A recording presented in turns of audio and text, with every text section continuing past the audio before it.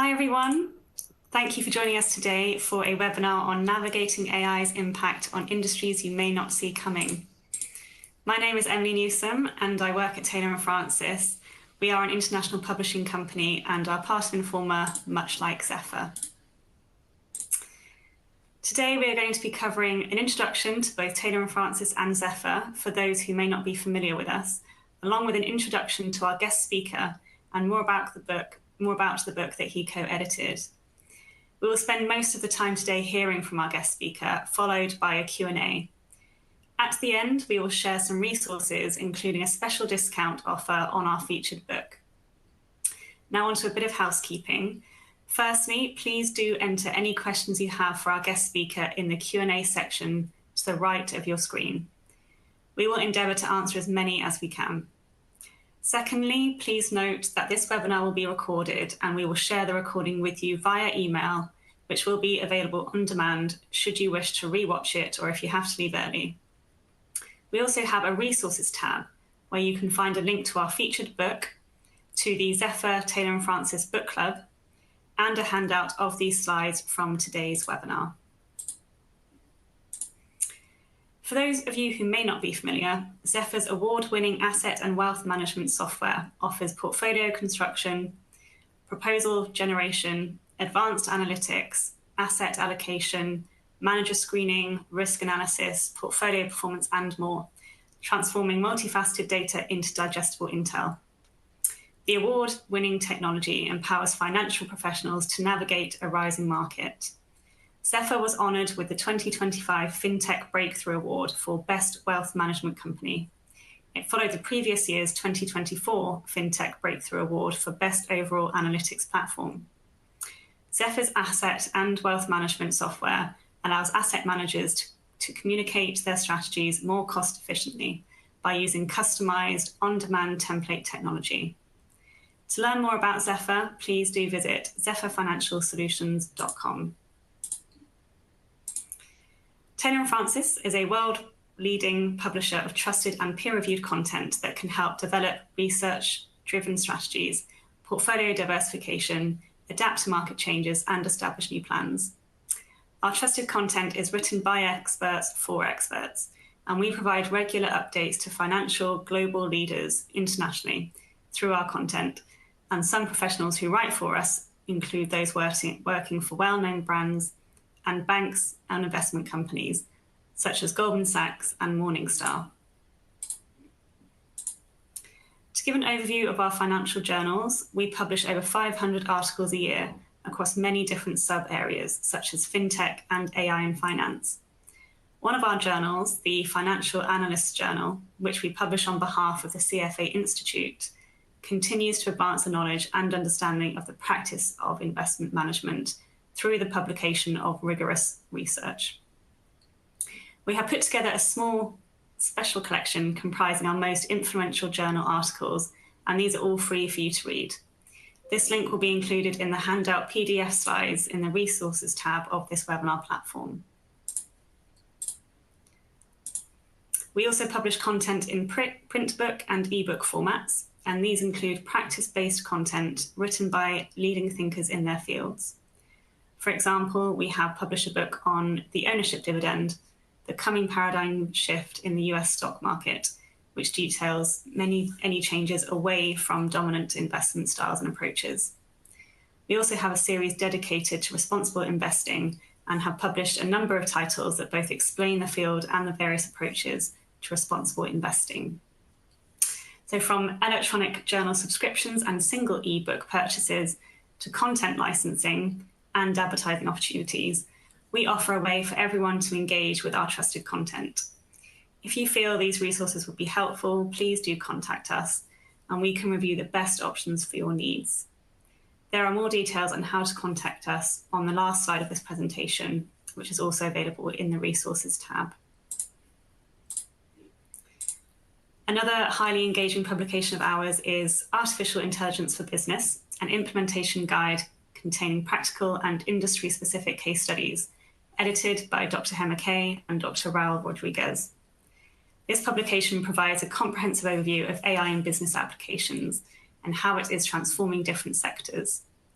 It also examines the ethical dilemmas that arise from the use of AI in business, providing valuable insights into how businesses can ensure that the use of AI is ethical and responsible.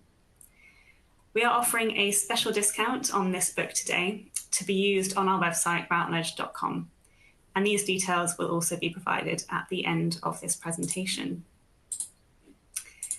Now I am delighted to introduce our guest speaker for today, who is one of the co-editors of this book, Dr. Hema. Dr. Hema is the director of the AI Research Centre, Vice Dean of the School of Business and Area Chair of Analytics at Washington University. With over 17 years of academic, research and industry engagement experience, he is a distinguished expert in artificial intelligence, machine learning, natural language processing, computer vision, video recommendation systems, and autonomous robotics. He has led numerous high-impact projects, including the development of AI-powered healthcare, agriculture, education, and smart infrastructure systems. A passionate academician and innovator, Dr. Hema is the principal investigator of multiple patented technologies, such as the nano-based neck robotics deployment, unified healthcare intelligence system, and quantum AI-driven smart airport management system. He serves on the advisory boards of renowned global organizations, including APT AI Labs in the US. He is an ambassador for the AI Accelerator Institute and DeepLearning.ai, and an active UNESCO expert. His dedication to nurturing future innovators is evident through his role as an ATL Mentor of Change under NITI AOG's ATL Innovation Mission. Today's session will be moderated by Ryan Norman, who serves as Zephyr's top market strategist, original content developer, and champion of all things data related to the investment management industry. He is the host of the Wealth Industry Award-nominated Adjusted for Risk podcast from Zephyr, and a powerful contributor and influencer in the industry, with guest appearances and interviews in Reuters, CNBC, Bloomberg, MarketWatch.com, Yahoo Finance, The Wall Street Journal, Chuck Jeff's Money Life podcast, and I could go on and on. So now that's all from me. If you would like to enlarge the media window on your screen for this interview, then please do so now. And please do pop in your questions into the Q&A section at any time throughout this webinar. Thank you very much, and over to you, Ryan. Thank you so much, Emily. Great introduction. And I am very excited for the opportunity to talk with Dr. Hema about the critical exploration of artificial intelligence's transformative potential across unexpected sectors of our energy. Dr. Hema, thank you so much for coming on and about to share some great insight. I'm really looking forward to it. I'm sure our audience is too. Let's just get started. Beyond the obvious sectors, like, we always hear about tech and healthcare and the AI, leading the AI boom. Which traditionally overlooked industries are experiencing the most significant AI-driven disruptions that financial advisors should be monitoring? Thank you for this wonderful opportunity. And it's a nice presentation by Emily and Ryan. It's a great thing, the question which you asked. I just want to answer it in a very simple way. That nowadays, if you see that in 1952, that the artificial started booming up. But later on, it slowly decreases in a lot of companies, they are not utilizing it. Then from 2011, again, it started booming up. Now, if you see that most of the sectors have been using this AI. If you ask me that which sector are likely being going to utilize this, then I can say that agriculture sector, logistics, and construction. Because as you know that in most of the software companies now, they've been using AI in healthcare, almost in disease diagnosis, and also especially in hospital management, they have been using it. But when you talk about the agriculture sector, now it started booming up now, especially on soil analysis, crop monitoring, then predictive yield models. Because in India, if you see that in India, most of the agriculture farmers are now been engaging in utilizing of precision farming. That is very keen on in India, because agriculture is the backbone of India. Now, coming to the logistics, yes, now most of the people in across the globe, we have been looking how to minimize the resources, especially like once if they minimize the resources, then they can earn a lot of revenue from that. So in that case, where they use AI for supply chain forecasting, then last mile delivery innovations, these kind of things which have been used in the logistics. Coming to the construction part, where it's where they're completely being monitored by huge manpower. But now, if I want to apply for some kind of material optimization, or if I want to procure some kind of a material for my construction purpose, how I can utilize the resources, like what kind of stocks which I already have in my account, and what are the things which I want to procure so that I can complete my construction in the given time. So these kind of a things which mainly we can use AI for optimizing it, for prediction, and also how we can enhance the, the power of technology in making them the innovative things in their particular specialization or the area, we can say that. And all those things which they are implementing, where we can say that it comes under the sustainability, ESG governance, and also it's a long term implications, especially for the investors. Mhm. That's fantastic, Dr. Hema. A lot of times we think of AI for, the end, consumer, right? The business, the consumer.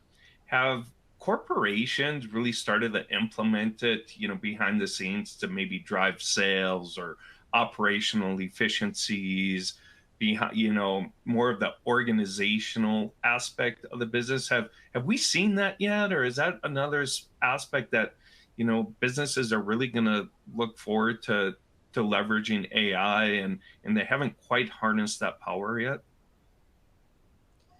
Yes, if you see that, for let's take an example. In 2011, there are a lot of companies, they don't know how to implement AI. So what happened? Lot of companies are non-tech companies are there. So people are investing the money in that particular companies by seeing their technical analysis, fundamental analysis, like how they are going to invest the money, where they're going to put the money, how they're generating the revenue, what kind of revenue they got. Those kind of things they've been looking at it. But nowadays, if you see that, is a key factor. Like if I am running a company, I will see that where I need to put my money so that I can make my company into a next level. Like kind of, especially lot of credits, like carbon credit or ESG Mhm. credits. Those kind of things comes into the picture nowadays. So people are looking into how we can make their company into a smart company by integrating AI to make automations, and also for the better decision makings. Especially nowadays, if you see the financial sectors, like kind of zero the whatever, maybe if you take it for them, like if I grow, especially if I want to invest my money, where it will recommend to me that these are the stocks where now currently trending up. If you want to invest the money, you can invest the money on this particular stock. So this kind of recommendations and all those things has been done because of AI. if if I am running a company, if I'm not integrating this kind of a like this kind of informations or this kind of applications in my app, then people will not come and join or take my app and they can look into it. So ultimately, if I want to grow my company, or if I want to keep some kind of innovative things to be incorporated in my company, then ultimately the only one solution is how I can make it automate, and how I can give a best experience to my customers and clients. So in that way, we can make it. Yeah, that's fantastic. Client experience, we focus a lot that on at Zephyr, enhancing that client experience, very important. And that's where AI can really play a role there. let's get back to talking about the investment opportunities. Our audience, wealth management space, talk about some investment opportunities that maybe are available that you might not think of, outside of maybe NVIDIA. Like, get outside of NVIDIA and some of those chip makers that our audience might want to know about. You've been tracking AI developments from the ground floor. Can you share some concrete examples of AI applications and those unexpected sectors you mentioned earlier that are creating new investment opportunities? Yes, if you talk about fisheries, okay. So most of the people in India, there are a lot of people have been looking into the sea. They pray like the sea is a god because it gives a lot of fish. So how you can harvest the fish sustainably?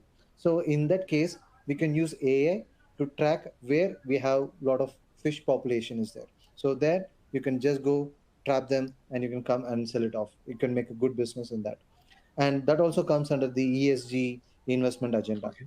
Then coming to the insurance, where we have this AI driven climate modeling is there. That comes under the product tailored, especially for the weather events. We cannot predict the weather because previously these are things like uh, we can say that landslide or flood, those kind of things will happen, but we don't know. But nowadays, with the help of technology, we can see that in upcoming, like in tomorrow or day after tomorrow or in this month, is there any kind of a scenario going to happen, or the weather report. Those things also can be analyzed with the help of AI driven climate modeling. So that thing where the people can invest more money, and we can see that. Then there is another thing which we can see that where in India, especially if you see that if I'm constructing a house and I want to put a bore well, because in India most of the people look into the groundwater. So in that case, where the people don't know in which area we have the groundwater, if I invest a lot of money in putting a bore and I'm taking that groundwater to utilize in my house, where I need to invest large amount of money, but I don't know in that how much feet I can get the water. So utilizing of AI, we can do the soil analysis, or we can do a kind of a prediction. We see that in this particular area, in this particular city, in this particular area, how much level of water will be there under the ground. So that can be analyzed with help of AI. In that way, we can invest money in that. Then coming to the fashion technology, in fashion, especially when if I am a tailor, or if I am a designer, or if I am a textile industry owner, then how to use AI in designing part. Also, I can see that what kind of demand is there in across the country or across the globe for the particular product. Because nowadays if you see that a lot of things have been coming into the market, like now if I want to wear a shirt, I can wear the shirt. But nowadays it's kind of a digital shirts are came. Now if I just click on a button, automatically the color of the shirt will change. Or if you want to make some designs in the shirt, yes, absolutely you can make it out. Or some lightnings, lot of innovative things are happening in the market. And that too, where in fashion we can invest a lot of things. But ultimately I just want to say only one thing, that whoever now you also can see in the market, whoever started a business in 2011 in utilizing the AI, they got a huge profit. Nowadays if you see that who are running any business, they are integrating AI, where they are not getting a lot of revenue from that, because innovation key is the major role. If innovation is there in your particular business, then automatically your business will grow and revenue will be there. That is Mhm. what, because now a lot of companies have been started investing on AI. And for one kind of innovation, around 4 to 5 companies have been, like for example, like Adobe Photoshop, Canva is there, Microsoft now started working on it. So if you have a lot of competitors, then we cannot generate revenue. But if you are a one single person, have been your company model, as well as you are integrating AI in that, it gives more valuable and make the people to invest the money on that company. Yeah. Hmm. Fantastic, Dr. Hema. So we know the wealth management space is competitive as ever.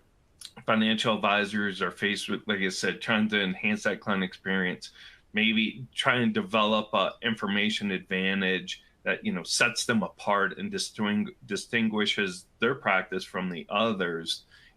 By understanding these emerging AI transformations before they become mainstream knowledge, how can financial advisors develop that advantage by understanding the power of AI before it comes mainstream? Before it's accessible to everyone else. Is there a way that they can, you know, work so they can harness that power before anyone else does? Yes, absolutely, we can do it. But for that, just we need to do only one thing. There should be a collaboration with the academics. So, industry and academia collaboration plays a crucial role in this, especially if you see that advisors need to build a weak signal literacy.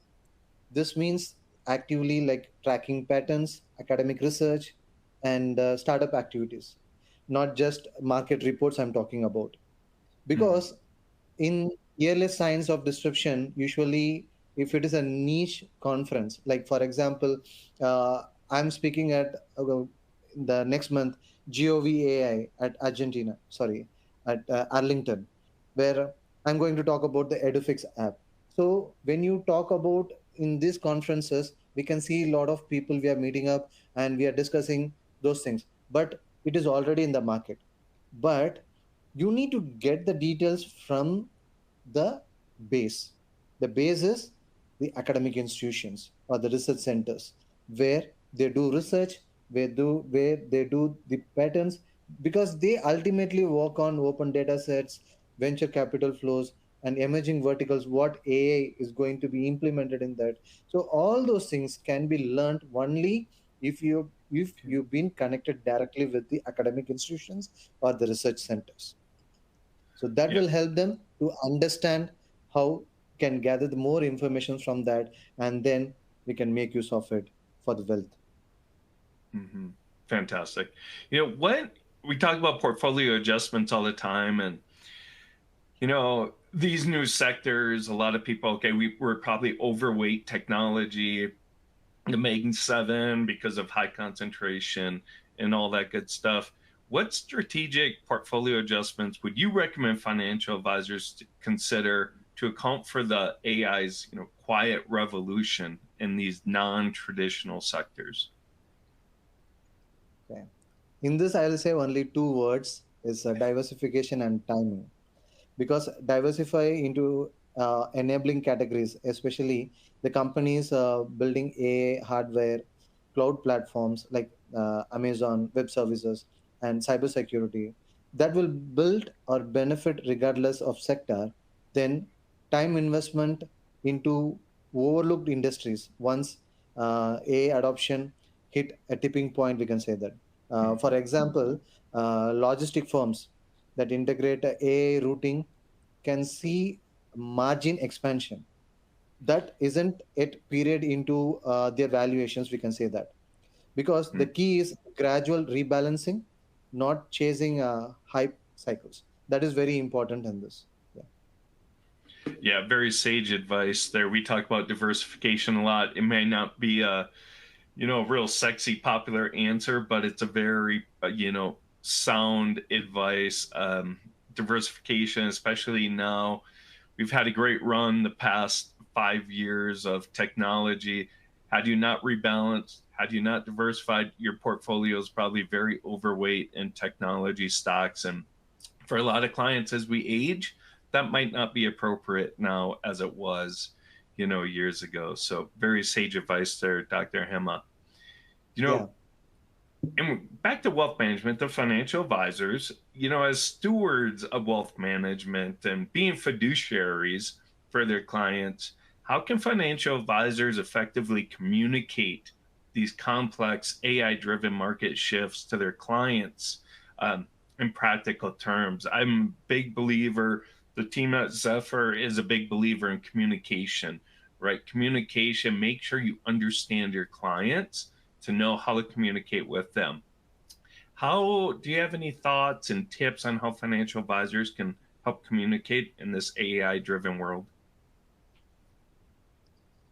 Yeah, let's take an example here, like A enabled supply chain optimization. Okay. In that case, the company can deliver products faster and cheaper than competitors because of advanced automation. So that is what. If I'm integrating AI in my company, then what best I can give to my clients? If you compare A adoption today to electricity in the early of 20th century, invisible but transformative, we can say that the clients don't need neural network details. They don't need of what kind of model you used, what kind of technology you integrated with AI. They don't need all those things. They need only the clarity on why it impacts profitability and long term growth. That is Mhm. very important. If you see if you see that in India we have DPDP framework. In UK you have GDPR. So those kind of frameworks are there, where they are saying clearly that if you are integrating AI in your company, there should be a clear transparency should be there. Then only the people also will understand that whether the app or the AI application which you integrated will show a bias or not. Mhm. But ultimately you have to see both the things. Country wise, the frameworks, everything has been changing up, but ultimately we have to look at it and we have to see. In there is one kind of issue also arised when we build a product in India. We want to launch it in the UK market. That time also we face the same the difficulty because of we have in country to country we have different frameworks that affects our way of implementing or integrating or launching the product in different markets. Mhm. Yeah. Fantastic. Do you believe individuals or the consumers really understand? Maybe younger consumers do, but understand the power of AI or really understand how it can be used. I feel as if something, especially in this space, we understand like how it can be used or something, but not the entire, all the different use cases for it. Do you still think that we need to educate them more on how it can be used to help, enhance investment portfolios? Okay. So in this case, if you ask me, I can tell you in a short way.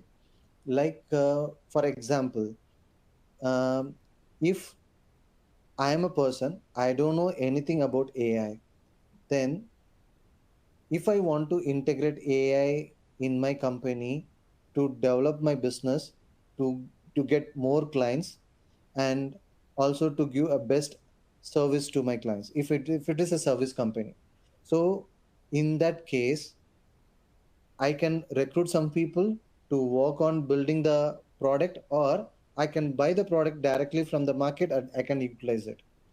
So there are two things in there. If I bought that particular application and if I'm utilizing it, I cannot utilize it for a long time because every month there is a lot of versions, upgradations are coming up. So in that case, I'll be a loser in this because I cannot invest every month some maintenance or some from cloud services for that. This creates a kind of impression that whether I can what amount I put it on that, whether I will get that ROI or not. So when you are integrating or when you want to implement some kind of technology into that, you have to make a proper plan for it and then you have to do it. And if you see especially in logistics and agriculture, especially it takes around 3 to 5 years to make, or you want if you want to make your business grow, at least it will take 3 to 5 years. If it is a construction company, it takes more than that, like 5 to 7 years. It will take for especially on regulatory frameworks. Everything has to be considered. before you're integrating those things. And also the people who are working on that, they also need to learn that kind of a technology. And in if I am a software engineer, previously I'm writing around 1,000 codes of lines for building that kind of application. But now agentic AI is there, no need of writing a coding, just drag and drop. I can just give my prompt, and then I can use my agent wherever it is necessary for me to do it. But when the technology is been advancing, the people also who are working in that particular sector need to upgrade their skills. That is very important in that. Not that much, but ultimately at least they need to know that how to use that kind of application for their sector. Interesting. So, Dr. Himmel, what you're saying is that I'm really good at copying, pasting, dragging, and dropping. Are you saying I could become a developer by just knowing the prompts and copying and pasting certain prompts? Yeah, absolutely. Now just take an example of ChatGPT.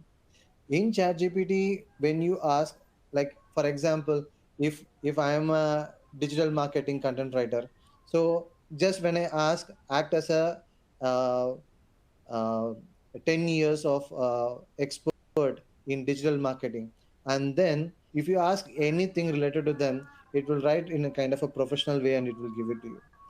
Prompts is nothing but where you have to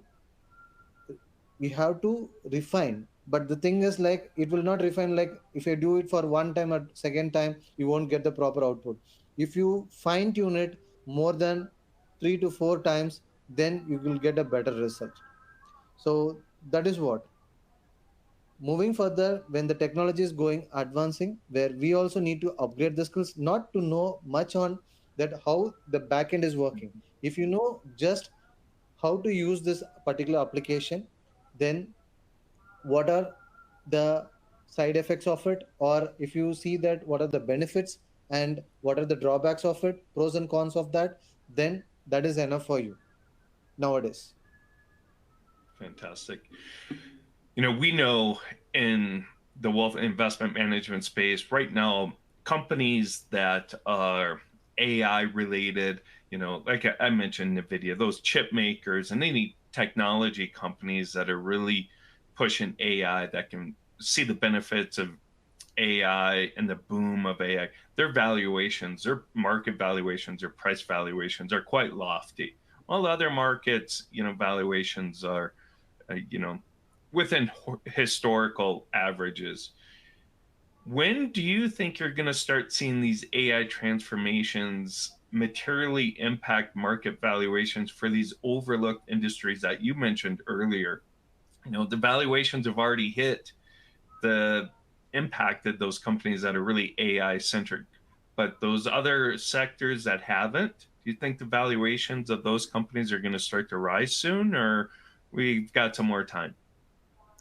Yeah, absolutely. If you see construction plays nowadays started booming, because now they are not looking at only AI, they are merging the technologies. Now they are merging metaverse and AI. Now if you see that if I want to purchase an apartment in Dubai or in India, I don't want to go to the particular site, and I don't want to see all those things. They just share a link. I just, in my laptop, I just open the link, and I can see that I've been there virtually, and I can just walk through, and I can stand in the 15th floor, and from there if I see the ground view how it looks like, that much of experience I can get it through metaverse. And even though they are integrating fintech in that, where you don't need to go and do the transaction over that, where in the metaverse platform itself you can book your flat and then you can pay the advance for that. So that kind of technology now has been built up. But ultimately when you talk about applying a kind of a quotation to the clients about the construction, that what you're going to build up, and if you are applying for some kind of uh, funding, then for that the proposals has to be built, and based on the materials what you need for construction, and those kind of analysis, and those kind of making the proposal drafts. For that it takes little bit of time for understanding, because there is not much data because all of the people in the construction area were been working like kind of a physical manpower is there. But when you make it into a digital form, and then if you have been integrating, that absolutely makes sense, but at least it will take 7 to 8 years, something like that.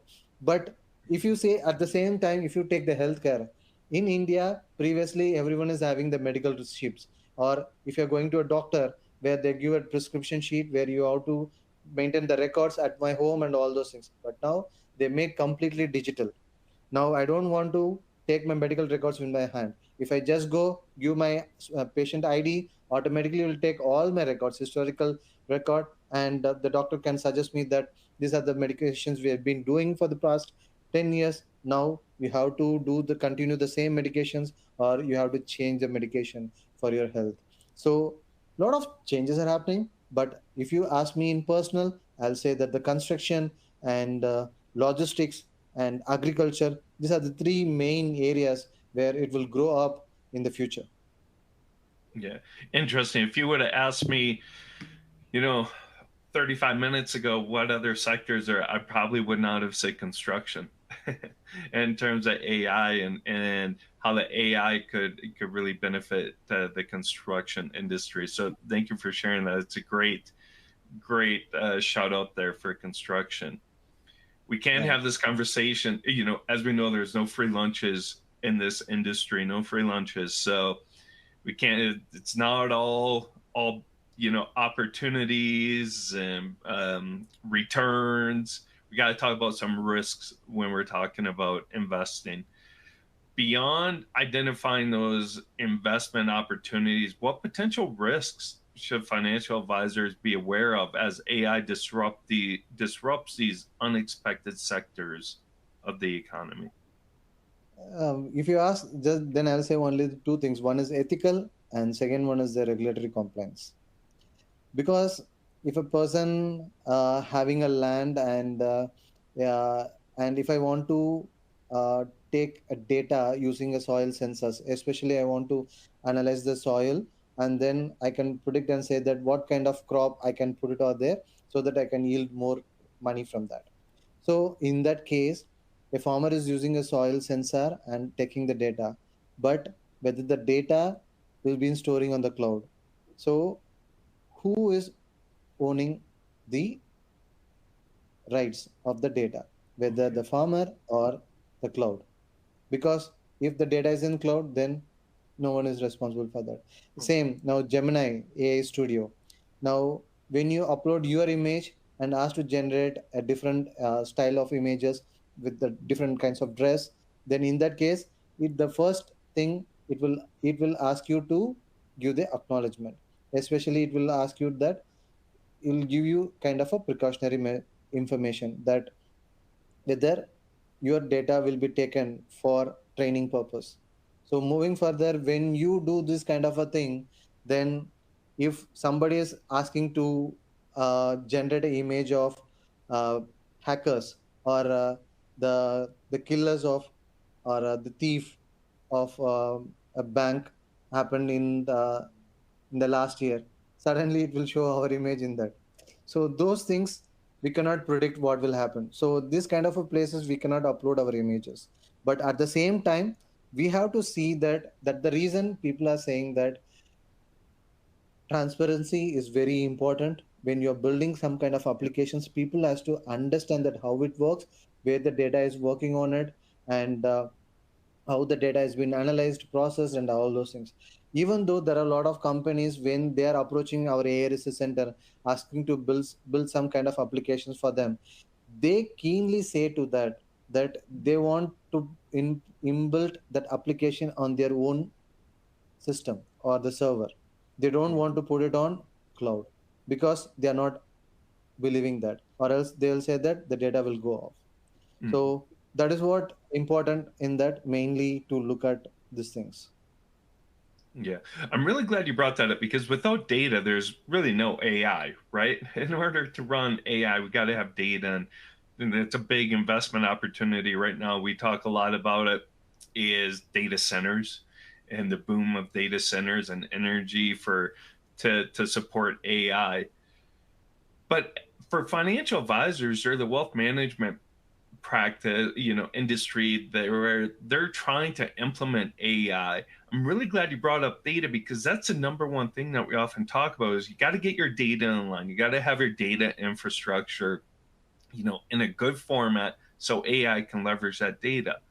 I guess I never realized that if that data is in the cloud, who owns it? So do you have any tips for financial advisors or wealth managers who want to implement AI, but are building out that data infrastructure? Do you have any tips for them in terms of building that infrastructure of data? Uh, Absolutely, I can say in this there are the three steps which we can take it in that. The first thing is when as an financial advisor, and if I want to guide my clients, where in that case I have to identify whether it is a ETF or fund which exposure of in future might be they are integrating AI in their company. It's not just like I'm just integrating AI. People like when you read uh, the reports, the quarterly report of that, they might have said that the financial annual reports might have said that they have put this $1 million and they are going to build their infrastructure for AI to integrate in their business, especially to give a best experience, a customer experience for the people, for the clients. So, and in that case, where I can't able to read 100 pages of report for me, but for that, if I use AI in fraction of seconds, it will analyze and it will give me the best insights of it, whether the company is going to invest that much of money in that particular AI technology or not. So in that way, I can use AI. The second thing is where if not only that, if in my company, who is going to make up the decisions? If I'm a CEO, if I am taking up a decision, then might be it comes under non-tech firms. Mm-hmm. If a decision has been taken by both AI and human collaboratively, then in that case, absolutely the outcome of it will be high. That is the reason a lot of people, we are now in most of the companies, they are saying that we want to implement how humans are utilizing AI in particular firms. They Mm-hmm. need to build an application for that to understand that what is the index of it. We have to find the index value of how in that particular company how many people are using AI. So that is what now it's getting booming up. Now a lot of companies are trying to integrate or want to buy that kind of applications for their company to see that to measure the index value of that. Mm-hmm. So That's like that, yeah. like that the advisors has to identify the companies which in future how they are going to invest the money, where they are going to invest the money, in which kind of a technology, whether the technology is now in which level, and how going to be happen in the future. That is what we have to think about it, and then we have to suggest our clients also to make the investment in their particular portfolios. Yeah. Mm-hmm. Fantastic, Dr. Hema. Fantastic conversation. Now, let's go ahead and take a time has come for some Q&A. Let's go ahead and take a look at some of the questions that we have come in from the audience. We have a couple already in the Q&A chat. And again, if you have any questions for Dr. Hema, please put them in. You should see a Q&A chat in your panel. Go ahead, ask those questions. We'll get to them as time permits. So as we wait for a couple more questions, I just want to thank you so much, Dr. Hema, for sharing such great insights about a very important and timely topic. I know I learned a lot. I'm sure our audience did too. And as we wait to answer a couple of these questions, here's a link to Dr. Hema's book titled Artificial Intelligence for Business. And I'm very happy to announce, like Emily said earlier, that listeners of this webinar can get 25% off book, print, and ebook format on routledge.com through the end of the year, September 31st. All you have to do is enter the code Zephyr BC 2025 when checking out. All right, let's get to a couple of these questions real quickly. So, in the summary of the webinar, it mentions actionable intelligence that advisors can implement immediately. Could you elaborate on what practical steps financial advisors should take today to position their client portfolios for these emerging AI transformations? Yes, absolutely. As I said earlier, uh, the first step is identifying a fund which has to invest on AI, and then the screening portfolio companies for the AI readiness, and they are experimenting with the pilots, or they do have AI leadership roles, or they are filling up AI related patents. So that has to be keen on that. And also we have to see that um, the early movers, we can say that kind of word, where if a company wants to, like when we talk about one of the example, like the fashion technology, where I want to build an optimization platform where I can see that what kind of material I have now, so whether I have to procure it for the next month or not. So if I build that kind of a product in my company, then I can generate a lot of revenue. There is one more example I can say in this, like uh, if a company is having around for example, I'm a photographer and I have a company where uh, in one of the company they are inviting me to take photos of around 500 people. Yes, I can take it, but if it is connected with, like, if it is a manufacturing company, I have to give the uniform for those 500 people.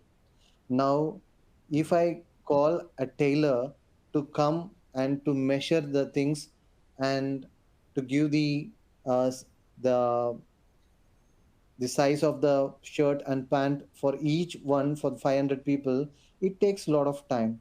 But Mm-hmm. as a photographer, when I take the pictures, then if I give it to AI, automatically it will measure the size of the person's shirt and pant size. And then if you give it to me, then almost I have saved enough of time in measuring each one size of pant and shirt. If I build that kind of application and if I put it in the market, then I get a lot of revenue from that. I can generate a lot of profit from that. So, like that, you have to identify the multi-bagger company which they have a unique innovation concepts in integrating for the future. So, if you find that kind of a companies and then if you invest, that will be a best option for that. I can say that. Fantastic. I hate going to the, well, it's been years since I've had to go to the tailor and get a suit. Don't really wear suits much anymore unless we're going to a conference, but I would love it if all we have to do is take a picture, and then instead of having to go to the tailor and getting all that Yeah. standing there on a It's pedestal. mainly for, yeah, it is Sign mainly me up, for a Dr. Hema. company. Yeah, it is mainly for a company who is having around 1,000 employees or more than 1,000 employee. For them, if you want to give this kind of a things to them, then it takes so much of time for them. Because this is one of the project which came to our AI research center. We are working on this project. That's I just share this information to you. Yeah. Let me know when it's up. Sign me up. Send it my way. Send it my way. All right, we Yeah. have another question in the QA, another really fantastic one. Keep sending them our way. We still have a few more minutes. In your experience tracking AI developments, what common misconceptions do you see among investment professionals about artificial intelligence's impact on non-tech industries?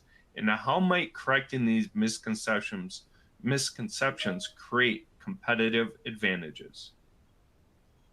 Brian, if you see that the biggest misconception is that AI is only about automation and job cuts. In reality, if you see that AI lies in augmentation, improving decision making, reducing waste, and uncovering new revenue streams. We can say that because as if I am a investor and I don't know where to invest, where I can see a lot of videos and I can learn that. But now ChatGPT is there. If I just give the instruction to them that if I want to invest money, then where I can invest my money, where the ChatGPT can give me a guidance, but I cannot trust the ChatGPT. In that case, I have to go for the investors, advisors, and then I can take that advice from them and then I can do it. So that is what is there. There is another misconception in that AI is, I can say that for especially for the non-tech industries like supply chain operations and compliance systems. For them, it is there. Then again, one more I can say like kind of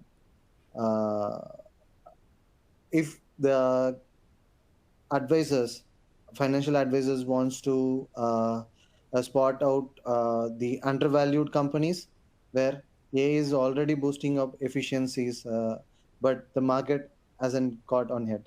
I can say that too as an example. Yeah. Yeah, that's fantastic. We hear it all the time. AI is going to remove people from their jobs. I think you're going to see a shift.